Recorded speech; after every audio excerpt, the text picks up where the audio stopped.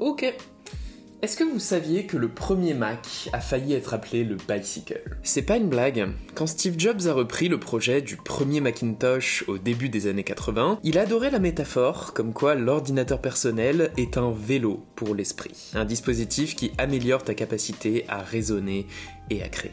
Alors je valide pas le nom, mais j'adore la métaphore. En vrai, mon Mac, c'est effectivement l'appareil qui m'est le plus personnel, c'est celui sur lequel je suis le plus efficace, et avec lequel je vais littéralement structurer toute ma vie, finalement, et j'aimerais vous partager comment je m'en sers aujourd'hui. Vous regardez Nightech, c'est Thomas, et aujourd'hui on parle de notre Mac.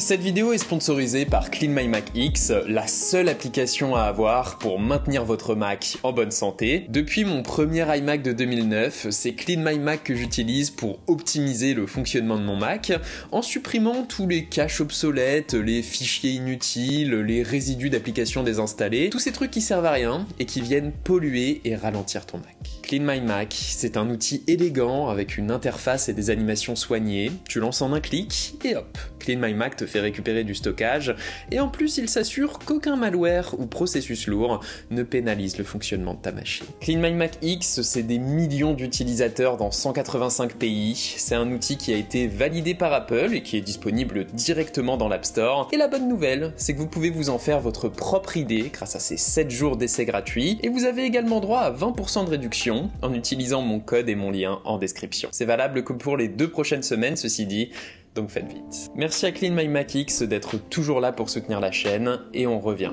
à la vidéo.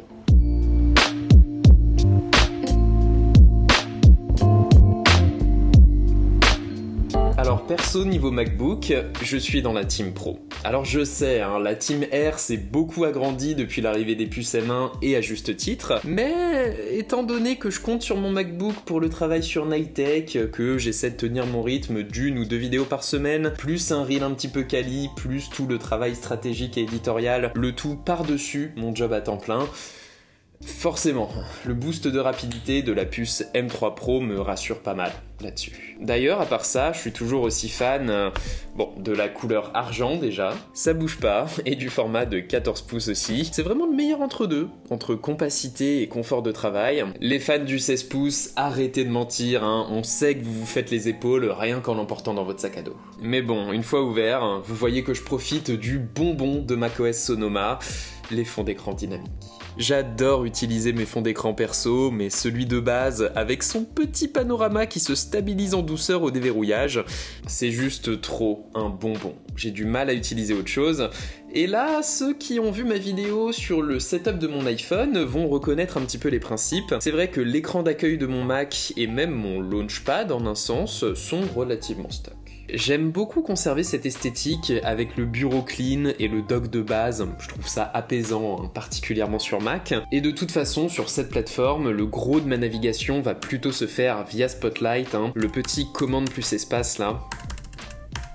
C'est vraiment direct dans mes veines. En fait, ma partie perso va commencer sur la seconde page de mon Launchpad, avec mes applications qui sont regroupées ici, grosso modo par usage. Et d'ailleurs, je vous propose qu'on attaque dans l'ordre avec les usages et les applications productives.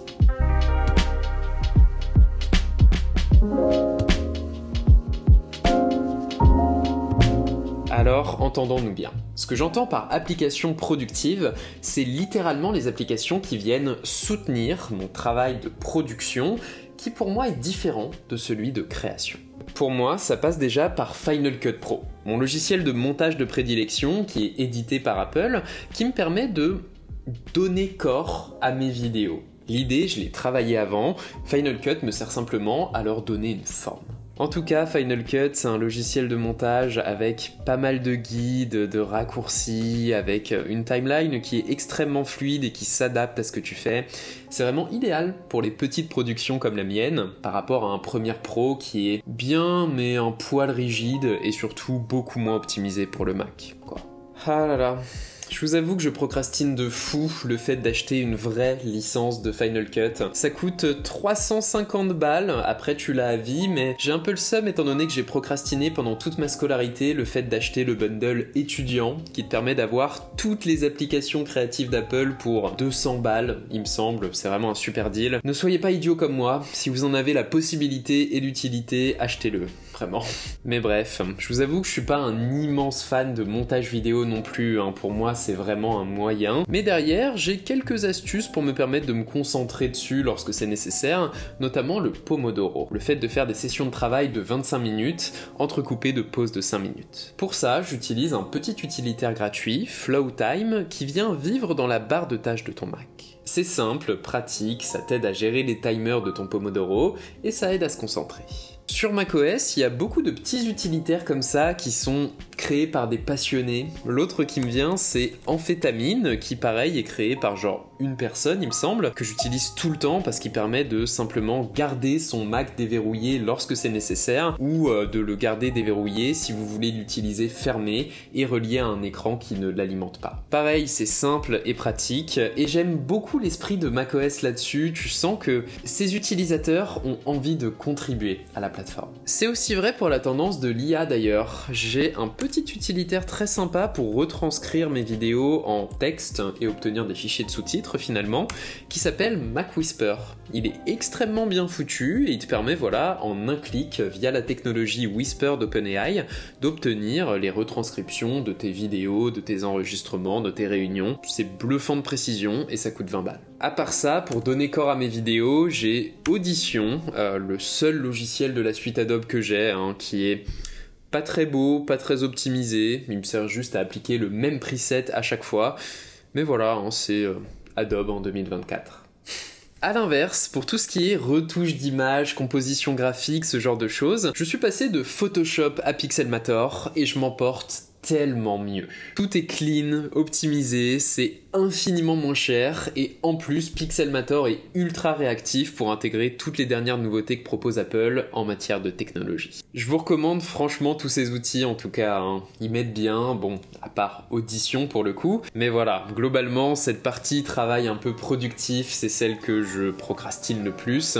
Derrière, mon vrai kiff, c'est le travail créatif.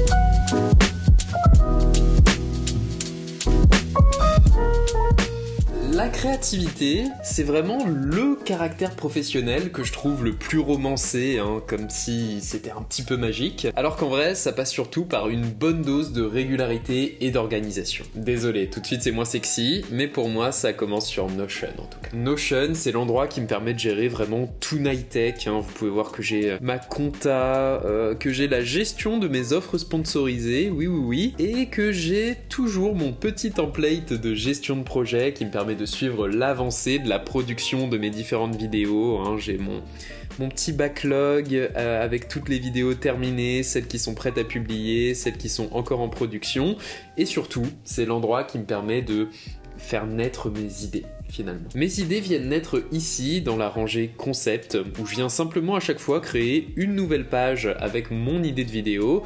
Et à l'intérieur, vous pouvez voir que j'ai mon template de fiche d'écriture qui lui vient cadrer la création de la vidéo elle-même.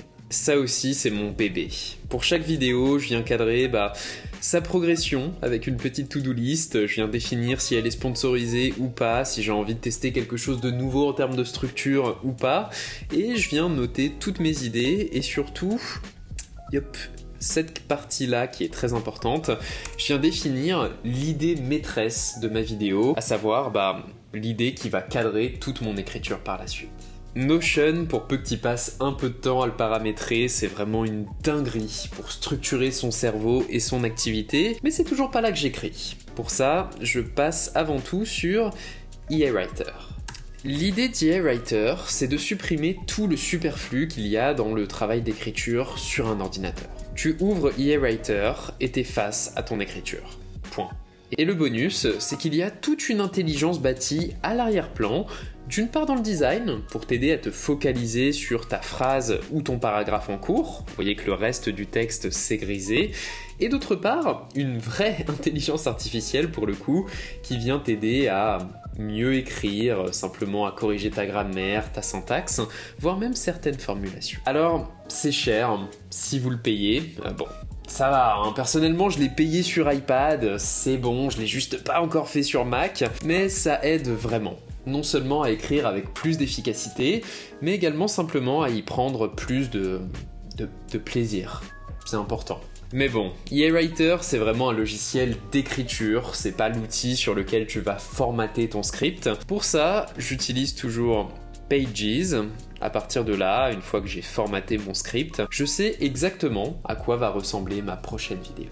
Pour moi, c'est vraiment cette étape, le travail de pure création que je kiffe. Derrière, c'est surtout des efforts pour vraiment venir formater, donner corps à ma vidéo. Paradoxalement, je kiffe donc 15% de mon travail sur Nightech et sur mon MacBook. Mais bon, pour compenser, on va pouvoir passer à la partie pure kiff avec tous les petits logiciels que j'utilise à titre entièrement personnel. Et pour le coup, si vous avez des recommandations de petits utilitaires un petit peu stylés sur Mac, n'hésitez pas à les balancer en commentaire. Je pense que je vais tous les télécharger, honnêtement.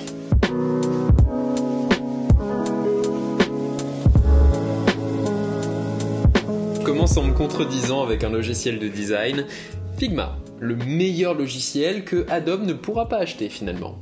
Et ça fait du bien parce qu'il est trop cool. C'est là-dessus que je gère un peu l'habillage de Nightech et surtout toute la partie design de mon taf chez WeThings, pour qui je crée des emails et des notifications dans notre application, des rapports de santé pour nos utilisateurs, ce genre de choses. Et big up à Visual Studio Code aussi d'ailleurs, hein, sur lequel je passe des heures, mais qui est vraiment super agréable pour coder. Du HTML, oui. Je vais me faire éclater dans les commentaires, vous avez même pas idée. En vrai, pour moi, c'est quand même que du kiff. Je suis même pas obligé d'avoir ces logiciels installés là, mais j'adore cette partie de mon travail. Et j'ai même designé ce tatouage là sur Figma, je sais pas si je l'ai encore. Si, je l'ai là. Le petit patch Create là, bah voilà, c'était fait sur Figma. Mais bon, dans le pur perso, j'ai également... mes réseaux sociaux déjà, avec Threads et Instagram, qui sont installés là en Progressive Web App. C'est bête, mais ne passez pas à côté des web apps de Safari. Celles de Threads et d'Insta sont super clean, que ce soit sur Mac ou sur iPad. C'est ultra propre, t'as tes notifications et tout, enfin, que demande le peuple. Dans le perso, j'ai également NordVPN. Alors, il ne paie pas pour cette vidéo, mais hashtag ad quand même, hein, ça reste un partenaire de la chaîne. Mais juste, c'est un bon service. En vrai, un VPN avec un abonnement Netflix, c'est vraiment le feu. Dans les utilitaires sympas, j'ai également Downy, qui me permet de télécharger n'importe quelle vidéo qui est sur YouTube et sur pas mal d'autres plateformes, simplement en faisant un commande C et commande V du lien. À part ça, vous pouvez voir que j'ai Infuse, qui me permet de classifier et surtout de présenter proprement et automatiquement ma bibliothèque de films téléchargés légalement bien sûr. Après le gaming sur Mac et les consoles portables / PC, j'ai une nouvelle lubie qui est celle de trouver mon nouveau navigateur web préféré. C'est con, mais en termes de design, le squelette des navigateurs style Chrome, Safari, Edge, tout ça, il a été bâti pour répondre aux besoins du web 1.0, quand le web était une petite partie de ce que tu faisais sur un ordinateur. Alors qu'aujourd'hui, tu peux travailler littéralement uniquement dedans. Et pour répondre à cette nouvelle réalité, et presque exclusivement sur Mac d'ailleurs, il existe une flopée de nouveaux navigateurs qui entendent apporter une approche plus neuve, plus fraîche du web. Le plus connu, c'est évidemment Arc, un navigateur ultra épuré, ultra design, avec des super animations et un principe d'espace dans lesquels tu viens travailler, prendre des notes, naviguer. Et les sites que tu consultes sont moins des pages que des espèces d'applications qui sont toujours disponibles et sur lesquelles tu reviens ou tu repars en fonction de tes besoins. Je trouve cette réflexion étonnamment pertinente. Ça devient un petit peu moins un navigateur web qu'une sorte de structure ou d'OS finalement pour ton activité sur internet, et ça m'étonne un peu qu'Apple ne soit pas déjà allé dans ce sens-là. Oh, et puis la killer feature, c'est que sur n'importe quelle page ou article, tu peux faire commande F et demander à une intelligence artificielle de te résumer ce qu'il y a écrit ici. Et il peut également simplement venir traduire ou t'apporter du contexte ou davantage d'explications sur le contenu que tu es en train de consulter. C'est vraiment pas mal, c'est difficile de s'en passer une fois que tu as goûté à cette feature-là. Alors Arc, c'est génial, mais c'est pas mon favori, notamment parce qu'il est basé sur Chromium, la technologie de Google Chrome. Mon navigateur alternatif préféré, c'est SigmaOS, qui lui est basé sur la technologie WebKit d'Apple et qui est exactement dans le même esprit, avec des espaces de navigation, une IA et une interface avec des animations super clean surtout. Si vous en connaissez d'autres, surtout n'hésitez pas.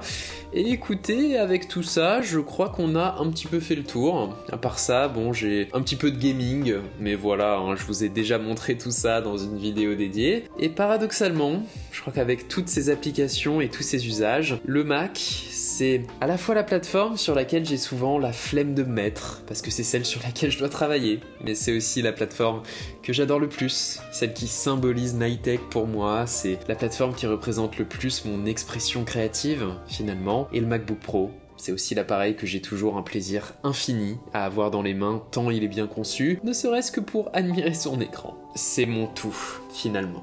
Dans un monde dominé par le smartphone, c'est toujours mon appareil principal, et je vous avoue qu'à l'aube du Vision Pro, je me demande si on réussira à le déloger.